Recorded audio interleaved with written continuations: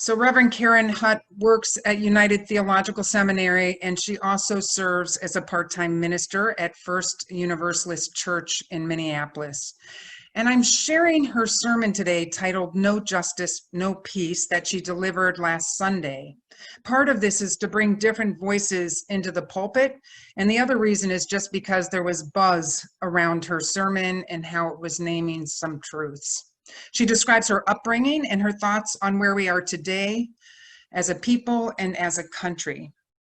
Unfortunately, they are also in that early stage of recording. So just like with Lauren's video, you're going to see a little disconnect between the sound and her lips, but I hope you can just listen and hear her stories. And what I ask is that as you listen, to maybe meditate on what you hear Karen say about her and the generations prior to her's experiences. Think about what you feel when you hear Karen's words, experiences, and strength. Where do you feel it in your body? And as you hear Karen's words and as you experience her words in your body, what one action is calling you forth to take at this period of time? Here's the video.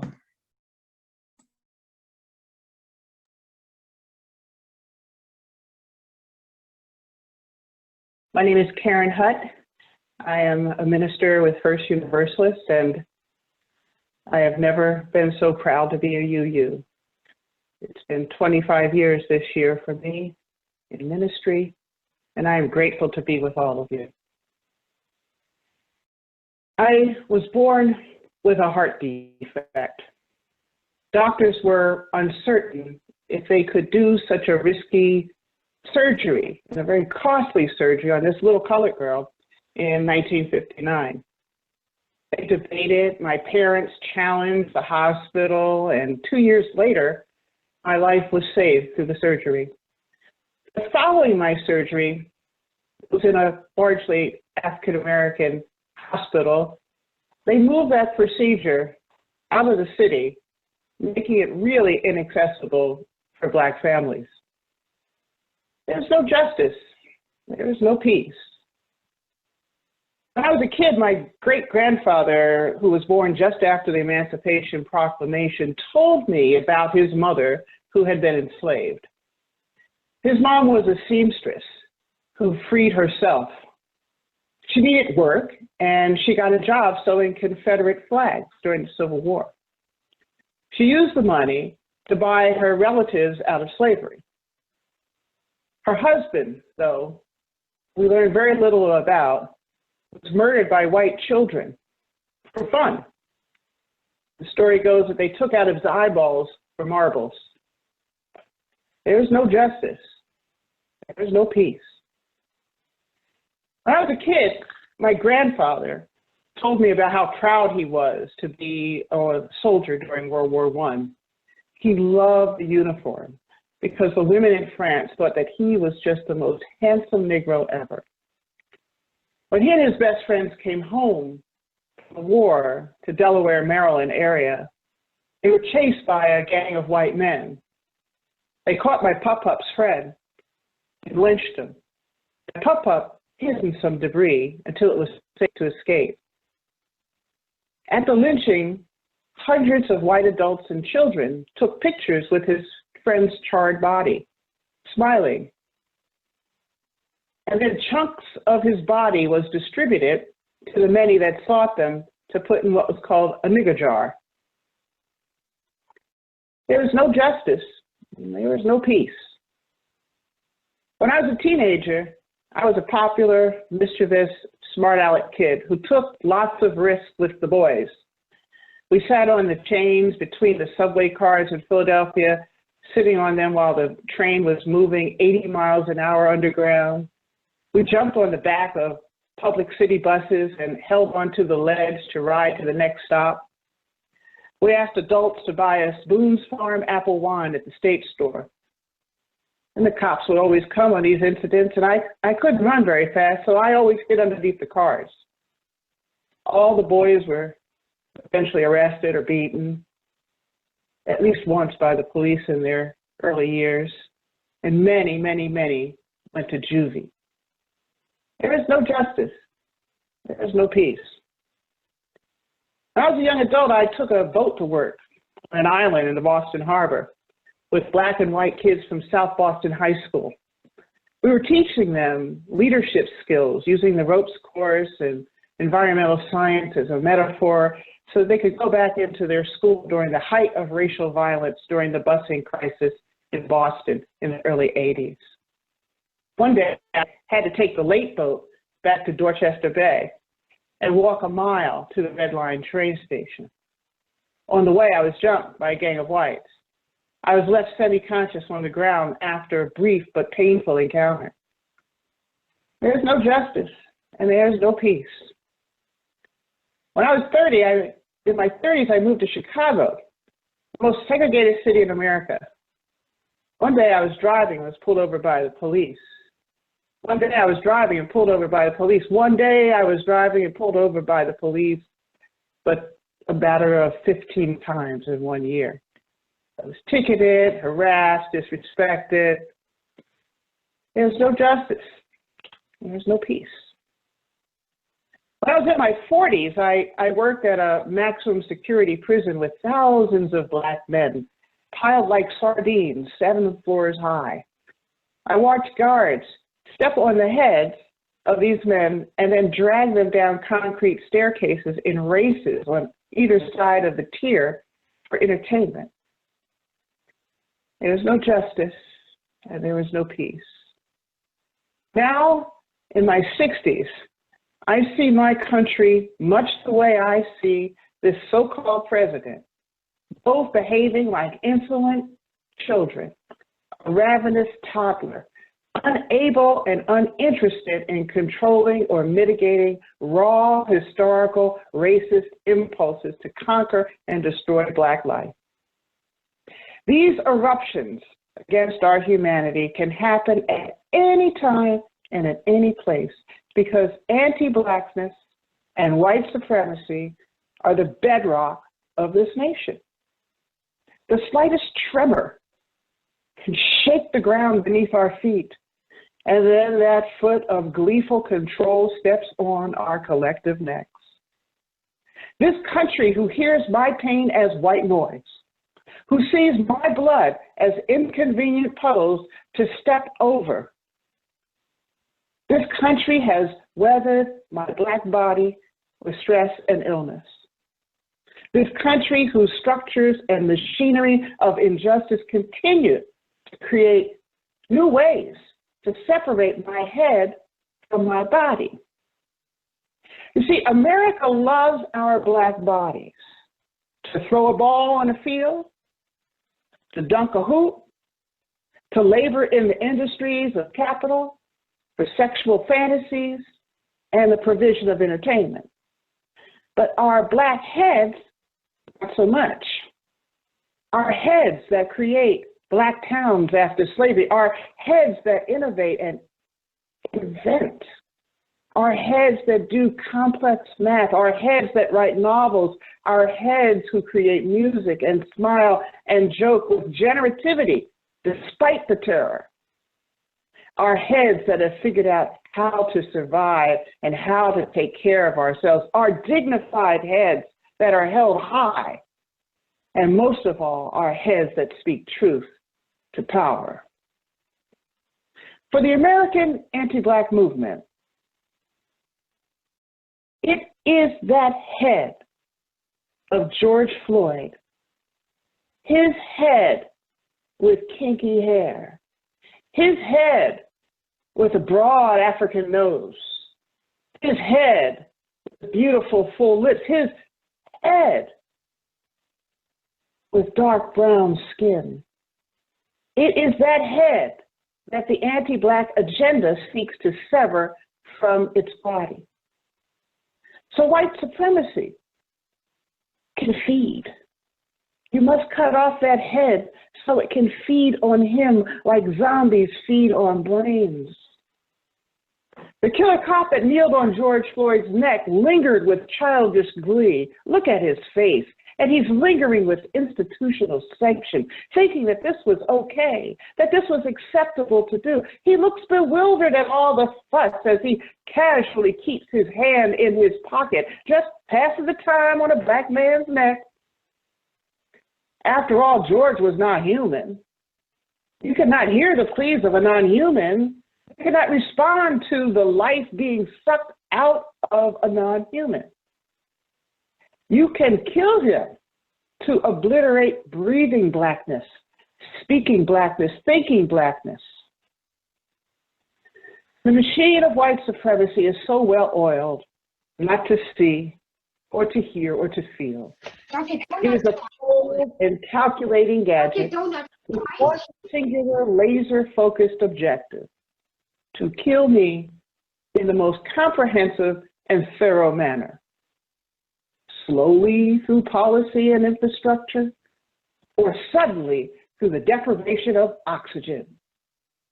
This machine, with its intricate screws ground into my ancestral body, this machine that has robbed Black people of our liberty and who profited by this theft every hour that we live, have no moral ground on which to stand.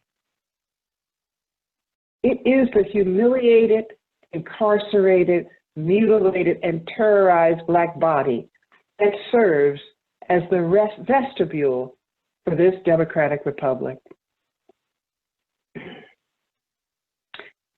I love this country. And all my life, I have heard that it's going to take time for America to change.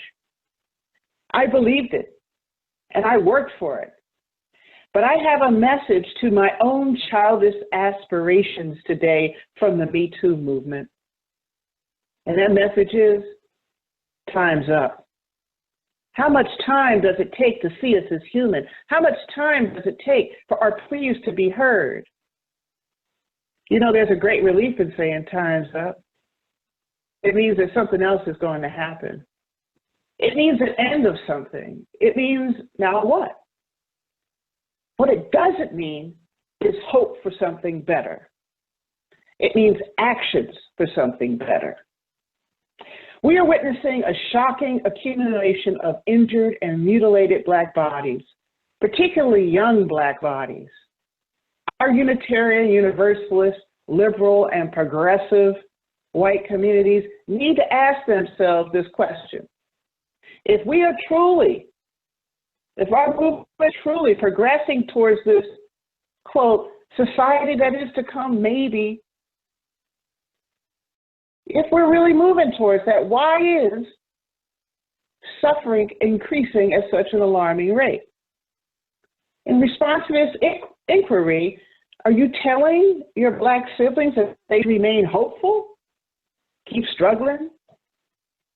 Keep hope alive? Keep faith? I have come to the conclusion that hope is a deadly aspiration for Black people. When we hope, we are still. Hope is a naive conundrum that doesn't inspire action. Being hopeful comes from a place of lack and scarcity. Hope causes us to wait for things to happen to us rather than going out and creating those things for ourselves. While we hope, we continue to suffer. America depends on Black people to wait and hope and pray so white supremacy can continue maintaining and adding to our suffering. My great-grandfather hoped, and he and my family taught that during the uprisings, taught me during the uprisings in 1968, that the political arithmetic of this country wants us to hope while it's saturated with violence. It was founded on looting in the Boston Harbor. It looted the land of the native folks. It looted the shores of Africa that brought me here. It looted the environment. It looted Black communities from their wealth. Thus, nonviolence is a misnomer or somewhat of a ruse. Hope is a Black sacrifice. It is a violence directed towards the self, and it is useless. Political hope has usurped the spiritual principle of hope and puts it in the service of extending oppression. The political hope is bound up with metaphysical violence. And this violence masquerades as a solution to the problem of anti-Blackness. This hopeful, temporal, linear perfection is connected to the tropes of betterment, struggle, work, and utopian multicultural futures. These conceptual instruments of political hope will never obviate Black suffering or anti-Black violence. These concepts only serve to reproduce the conditions that render our existence unbearable. Political theologians and optimists avoid the immediacy of Black suffering, the horror of anti-Black pulverization, and paint pictures of the, quote, not yet but is, maybe to come soon, maybe the social order will be. Political hope becomes a vicious and abusive cycle of struggle.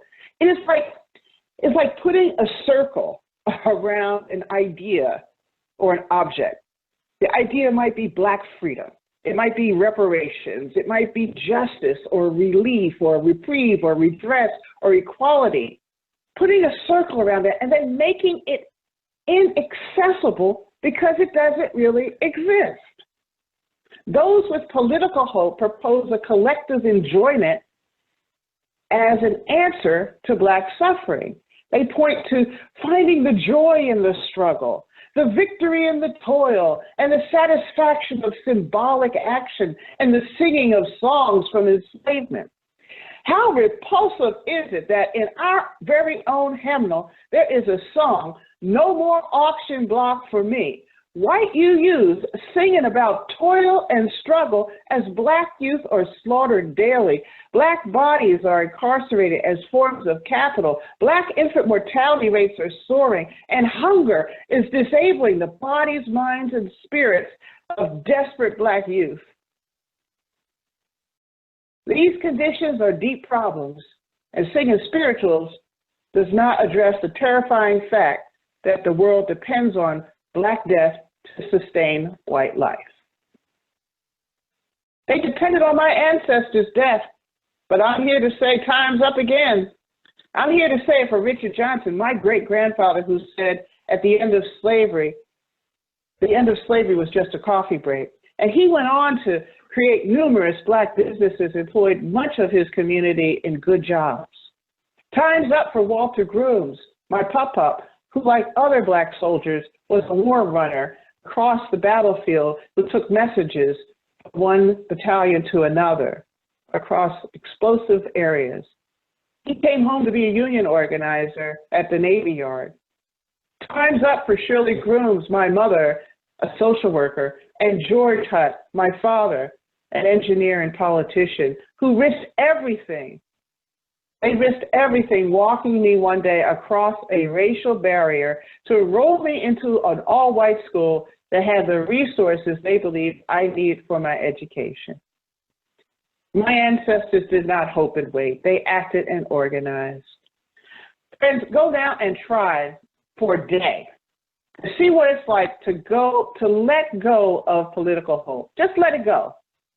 Imagine the creation of a spiritual, human, life-centered, life-giving hope that's rooted in the reality of the world we have now, not the one we dream of.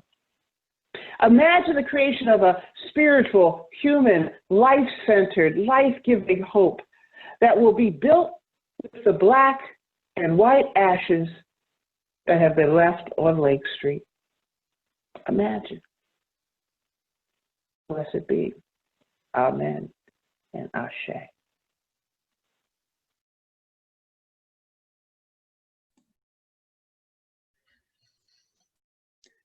As I said, it felt important to hear words from one of our Black UUs, to listen to her history, to take in her analysis of the past and the present, and as well as the future. So we have a few minutes to share together, and I know Karen is a humanist and a faculty member, and her words are very full and intelligent and thoughtful. So it may take a while to even figure out how to respond. But what I'm curious about is just, what you took away in terms of her stories or her experiences and how that might impact today. And then also, what's sort of the call for her, from her words, what are the call you are feeling or you think us as a congregation should heed at this time? Or you can respond however you choose, but I'd like to just open it up a little bit in response to what Karen just said. Once again, you can raise your hand or write in the chat box.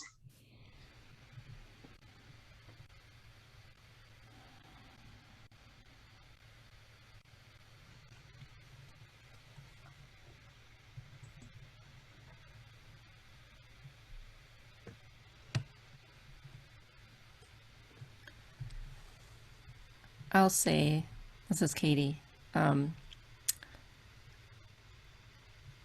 it still feels really stunning to me to understand how close the ties are to some of these things that have happened in families, that memory, what she was talking about, is not a memory from generations ago. This is part of her own life still, and it's just not been part of mine, and that, I don't know, that's all.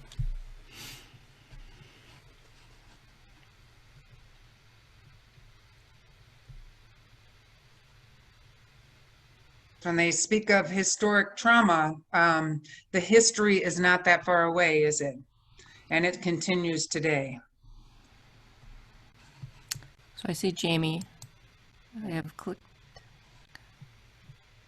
I have more experience, more contact than most, or I have had, with African Americans. I went to a high school that got along, everybody got along very well, and a third of the high school was Black. And as a social worker, I had many Black clients and I had Black colleagues. And I have come to understand their culture, and I have come to understand very deeply a Hispanic culture. So, but some of the things that I have heard this week have floored me. And it feels like there is a chasm that is very deep and wide between even my understanding and their experience. This week at my work, we had a very, the supervisors were instructed to have a unit meeting and say, move that, to talk to people about how they felt, have them express their feelings. And we have 3 African Americans in my unit, and to hear them really be open and honest about their experience was painful. It almost feels like we're living in parallel universes.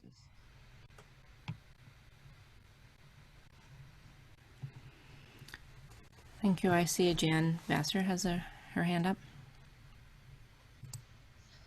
I think it's really important to ask people, African Americans, Africans, how they're doing, because on Friday I had a conversation with one of my coworkers. She's in Texas. She's African.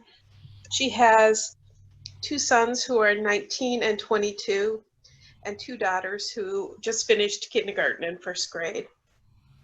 And I was the first person who asked her how she was doing. And that shocks me, because she interacts probably with dozens of people every day. And it's important to ask people how they're doing and just listen and hear, and then be able to take that in and realize what our society is doing to people of color. And then figure out how we can take action. politically, socially, and try to change things.